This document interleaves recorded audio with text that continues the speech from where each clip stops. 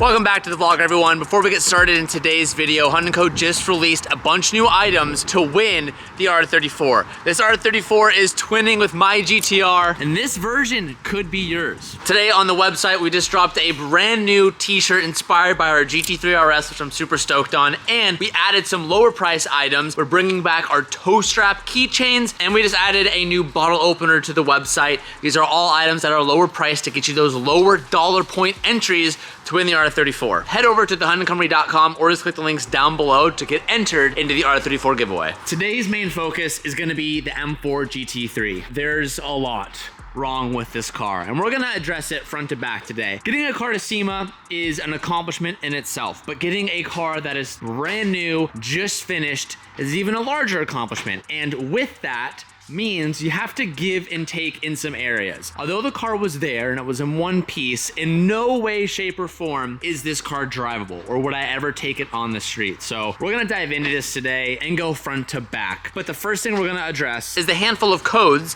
that the car is currently throwing, which are stopping us from exceeding a speed limit of more than like 15 miles an hour. So when you start the car, we have a power supply warning. I don't even really know what that means. We have a restraint system. Tire pressure monitor, we know what that means. We're not too concerned about that. Engine oil service, tailgate open, that's because Ian's in the back. Considering all those problems, they are manageable. There was actually a different warning that we had, but Ian, like the superstar that he is, has already fixed it. And the problem was, the car thought that the hood was open. As you guys know, we got rid of the factory hood on the G82 M4, which anyone needs an M4 hood. It's for sale. It's literally sitting over there, but the hood is the GT3 hood, and the GT3 hood doesn't have a hood latch. It just uses all the aero catches. So there was a couple plugs that Ian actually just made a little resistance, or made a little resistor and jumped the plug, so it's reading resistance. I'll be honest, I don't know if that's the right term or not. Reading resistance? Yeah. So it wasn't just a simple switch. It might look like it in here. Where is it? It's deep down in there. You can see it. When I pull this guy all the way down, you can actually see. Oh, I think I can hear it.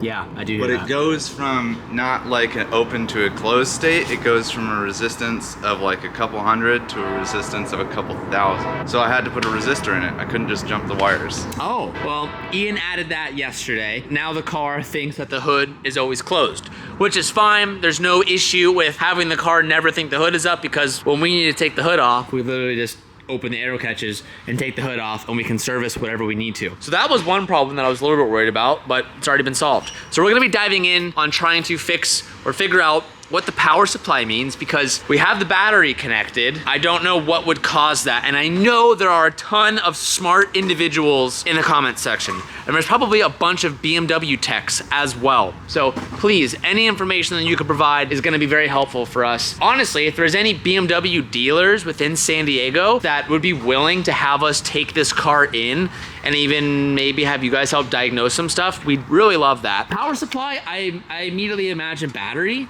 Yeah. I don't know what you think that battery. could be. We cycled it, we like tried to clear the codes. Yeah, I tried. I'm gonna try again. I just used like a battery reset. Yeah. To disconnect the terminals from the battery. But we moved a bunch of electronics, and we have new Really? grounds.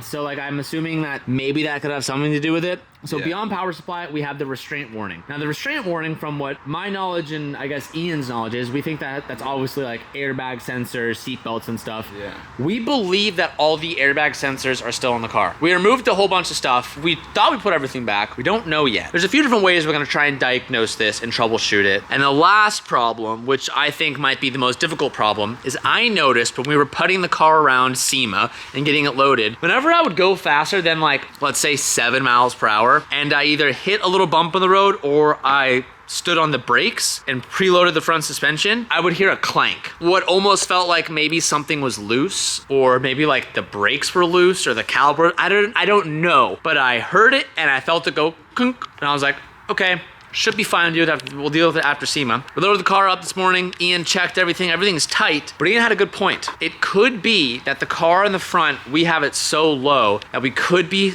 hitting bump stops. If that's the case, that's gonna suck because we're gonna have to have Öhlins make us another version of these front struts. We'll dive into that. Tons to go over in this video, so stay tuned. We also had a million comments that we had one of the headlights that was burnt out and it wasn't working. To be honest, that was like the most commented thing about this car was, oh my gosh, the headlights, but we didn't have time. I have new boards. Stay tuned for that as well. We're gonna be fixing the headlights, I promise. I am so sorry. We are absolutely irresponsible and didn't film any of what we just did, but the final result can speak for itself.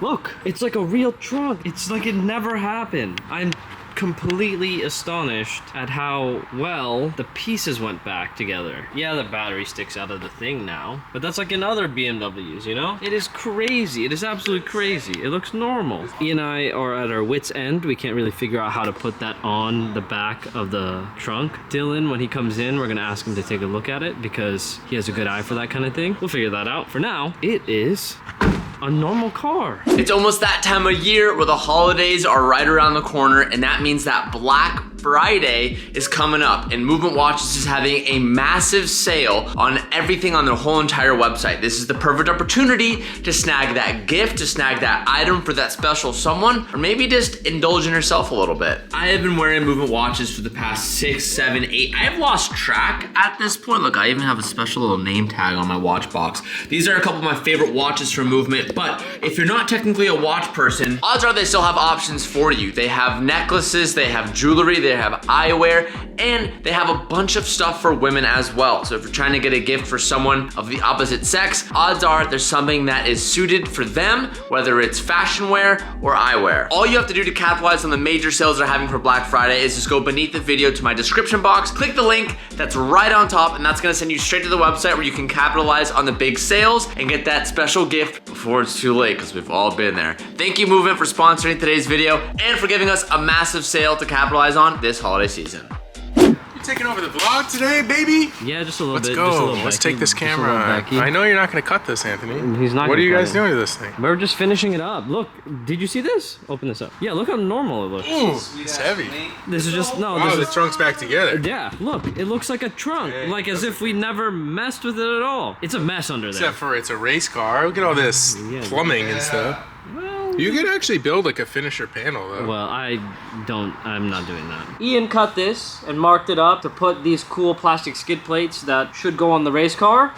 Oh, and it fits. Doesn't even need the bolts. All right, thanks. Best. There's these trash. Okay, don't throw this. Ian went ahead and cut this because we cut a whole bunch out. This used to be all the way up to here, but we cut all that out, and then Ian cut this so we could avoid all the holes that we made. And it goes on like it should. Like the dude that got paid a good amount of money designed it to. I think it's the attack of the clear coat. I think Ian found another one. So that spot, similar indent. Oh, it really wants to go in. You should just cut this corner out. Wait, we can't put that on. Whoa. Yeah, it's not the same height. That's what we're getting. Getting all the errors. That's all Oh my. Okay, no, that's not that bad. It's just Oh, okay. All right. Okay. Okay. Oh, wow. Okay. I'm just gonna delete them all and see what comes back first. That's how we're gonna deal with this. Sweep it under the rug and see what comes back We'll out. figure it out later. Oh Hit the my clear god. button. Give him Yeah. a clear. All our problems swept under the rug. Done. No errors found. That's incredible. Nice, dude. Okay, let's go drive this thing. Headlights, we're getting fixed. All you guys talking smack saying we can't get no headlights. We're getting it. The car was just winking at us during SEMA. Yeah, exactly. Pep, how's it going? Success so far? The thing is unplugged. Took the module off, took the heatsink with the module that stuck to it. It was unplugged. The whole entire time? Not really, because we saw it flicker at one point. So I think it Did you fell say out. it was unplugged? Yeah, it was unplugged. I spent $150 Ubering that part down today. And I was like, when I did it, I'm like, there's a slight chance nothing's wrong, but I'm gonna err on the side of caution. I remember when we first turned it on, I saw it flicker. So it probably jiggled out. But when I pulled it off, the plug wasn't there. Ian's replacing it, just in case that is the problem. Well, if we don't replace it, I could send it back maybe? Get my money back? I already Too late. pulled it off. We're eating it, baby. It's all good. At least it works. Watch the two different yellows be a little bit different shades. And then we have Then to do we're the other doing all side. four. Then we gotta do all of them. I pulled the first one off and then he pulled that one out, and I'm like, well, we're doing it. Well, we're committed at this point. We It's committed. okay. We're gonna check now for that noise I was talking about. Ian, do you wanna go with me? So one thing too, I don't know if I mentioned this either, but I'm not gonna be driving this on like the street or doing any testing yet until we get PPF, but we're gonna be putting PPF on this on Monday. I'm very hyped on that. Okay, so what we're gonna listen for is a clank, a knock that I heard when I was driving this car. So we're gonna put Ian in it because we both think that it could be the bump stops, which would suck. It would. It'd be super disappointing. But that's what I think it is. But it's part of the game. Unfortunately, that's what I think it is. Are we gonna scrape right here, do you think? Let's find out.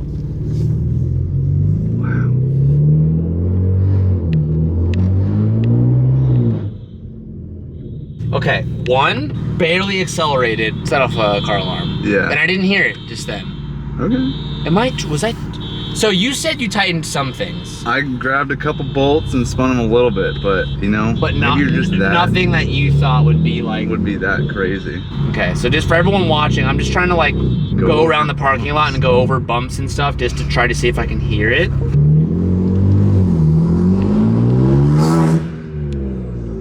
I swear it was doing it. I don't deny it. I don't deny it at all. But it's not doing it. But it's not doing it. Okay, how about you stay in here? I'm gonna back up and accelerate, and you just film me, because it's gonna look sick.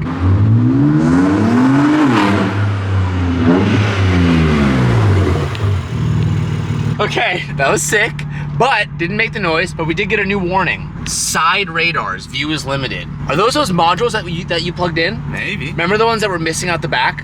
Yeah. I mean, that's where... That's exactly where they are. That's exactly where I plugged Those- modules in. Maybe if they're not like against the bumper, it can't, I'm just totally Figure making that this out. up. It can't like, because right now we have these boxes that weren't plugged in that go into both corners of the bumper, but they're kind of just floating, right? Maybe they need to be like on the sides of the...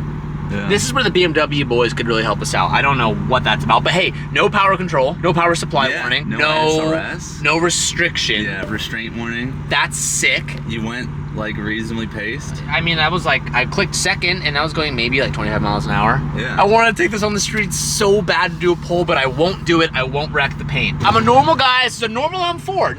There's nothing new about cool this. There's about nothing. It's this. not wide bodied. Okay, I don't hear it making the noise. Maybe you got it? Okay, well, it's working so far. That's pretty dope. Oh, I wonder how this thing looks rolling. I'm so excited to get this car on the street. Oh my God. How did it look? How did it look? How did it look? Really fast. Did it look sick? It looked really Did it look fast. like a race car on the street? It looks like a hectic body kit, for sure. Wrong answer. Say yes. It looks so sick. It looks like a race car shooting Hold down on. the road. This kid does not know how to drive stick. Oh, you drive. I don't drive like that. Dude, you flip the throttle just like him. That over there, that's you. Nah. No, but Anthony, prior to working for me, didn't know how to drive stick. He literally learned how to drive stick by moving in random cars every night. I taught him how to drive. I know. Just like everybody. Yeah, Calvin taught me how to drive stick too. And it's cool because he's like experienced like the heaviest of clutches to the lightest of clutches to the normal clutches. He's experienced them all. And he's actually gotten good enough where he's driven our cars like my 300 BRZ. He's driven it. Oh, that's where it gets sketchy. He's driven like some of my cars on the street when we're doing like rollers and stuff, and he's driven in traffic and he's been perfectly fine. So pretty cool.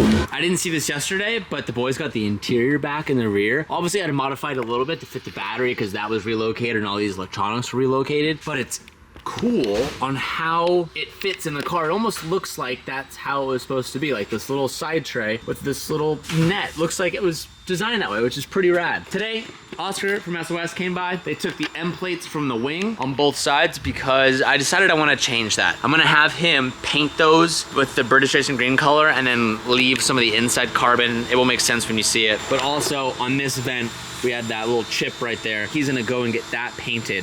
Once all those things get painted and changed, the only thing left to do on this car is to fix the exhaust system. The exhaust is so incredibly loud that it's just not, it's too loud. I don't want it to be as loud as it is. So we're gonna have Matt and Phil make us a quieter setup. And then there's actually even some trimming to the diffuser fins that have to be done. But all the problem areas with this car are almost washed out, weeded out, and completed, which I'm happy about that. Once this thing gets PPF, it's finally gonna be on the road. In the meantime, Ian and Calvin are starting the preparation, dropping the engine on the GTR for, this is the third time?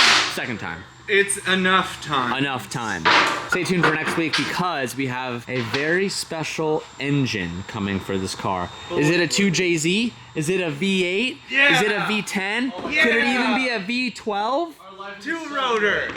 Find out next week. The crate shows up soon and we'll unbox it together. It's gonna be a special one. I cannot wait. Thank you guys for watching this video. Don't forget that we just released all those new things on thehyundaicompany.com, or if you haven't noticed yet, beneath the description, there should be product tags. You can actually see the items that we just dropped and you can click it from there. Every $1 you spend gets you 1 entry towards winning the R34 GT3, and there's less than a month left on the giveaway. Thank you guys for watching. I'll see you in the next one. Peace out and keep moving forward.